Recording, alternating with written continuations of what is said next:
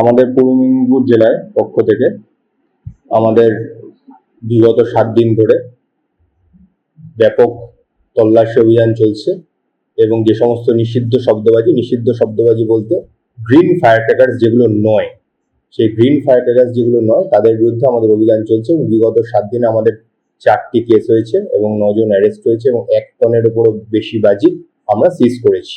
বিভিন্ন এলাকা থেকে সিজ হয়েছে, যেরকম এগরাতে কেস হয়েছে, পাঁশকুড়ায় কেস হয়েছে, মহিষাদলে কেস হয়েছে, তমলুকে কেস হয়েছে এবং যে বিপুল পরিমাণ শব্দবাজি আমরা উদ্ধার করেছি এবং তার সঙ্গে কিন্তু বাজি তৈরির মশলাও ছিল। এখনো চলবে মানে কালী পুজো পর্যন্ত? দেখুন, আপনারা যদি আমাদের দেখেন অ্যাক্টিভিটি, যে সারা বছর জুড়েই কিন্তু আমরা বাজি তৈরির বিরুদ্ধে বিভিন্ন রকম অভিযান করে থাকি। তার কারণ হচ্ছে যে যেহেতু এই জেলায় আপনারা সকলেই জানেন যে খুব খারাপ একটা ঘটনা ঘটেছিল, দুর্ভাগ্যজনক ঘটনা, যে এগরাতে মারা গিয়েছিলেন এবং এর আগেও আমরা আপনাদের কাছ থেকেও শুনলাম যে পাঁশকুড়াতেও নাকি এরকম ঘটনা ঘটেছিল। সেই কারণে আমরা পুলিশ প্রশাসন সদা সতর্ক থাকি এবং এই কারণে কিন্তু আমরা সবসময়তেই যে বাজি যে প্রস্তুত করে এবং বাজি যে সরবরাহ করে মাল মশলা ইত্যাদি ইত্যাদি তাদের বিরুদ্ধে কিন্তু প্রতিনিয়ত আমরা অভিযান চালাই। দীপাবলির সময় খুব গুরুত্বপূর্ণ আমাদের ক্ষেত্রে, তার কারণ দীপাবলির সময়তে আমাদের এই অভিযানটা আরো জোরদার হয় এবং আমরা রেগুলার রেড যেটা বলেন আপনারা সেটা করি এবং শুধুমাত্র বাজি নয়, অবৈধ লিকার এবং ইত্যাদি জুয়া টুয়া ইত্যাদির বিরুদ্ধে আমাদের কিন্তু স্পেশাল ড্রাইভ যেটা হয় পশ্চিমবঙ্গ পুলিশের নির্দেশে পূর্ব মেদিনীপুর জেলা পুলিশ কিন্তু সেই স্পেশাল ড্রাইভ অভিযান অলরেডি শুরু করে দিয়েছে।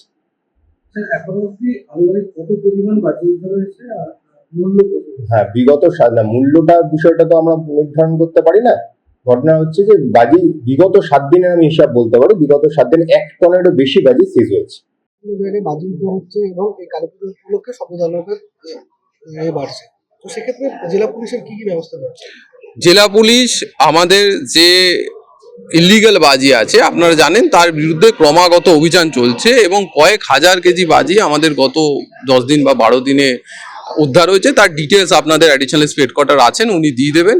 এছাড়াও যে আমাদের যে গ্রিন বাজি আছে সেই গ্রিন বাজির যে লাইসেন্স, সেই লাইসেন্সও গোটা জেলা জুড়ে দেওয়া হচ্ছে, যাতে যেগুলি যে ইলিগাল বাজি সেটার বাইরে গিয়ে যারা অথরাইজড আছেন তারা সেই গ্রিন বাজি বিক্রি করতে পারেন এবং মানুষ সেই গ্রিন বাজি কিনে সেটার মাধ্যমে উৎসব পালন করতে পারেন। কিন্তু যে অবৈধ বাজি আছে তার বিরুদ্ধে আমাদের অভিযান চলছে। 1000 কেজিরও বেশি, ডিটেলসটা আপনাদের অ্যাডিশনাল এসপি বাজি নষ্ট করার প্রক্রিয়া রয়েছে। আপনারা জানেন যে হলদিয়াতে বিশেষ একটি ফ্যাসিলিটি রয়েছে, তার মধ্য দিয়ে বাজি নষ্ট করা হয়।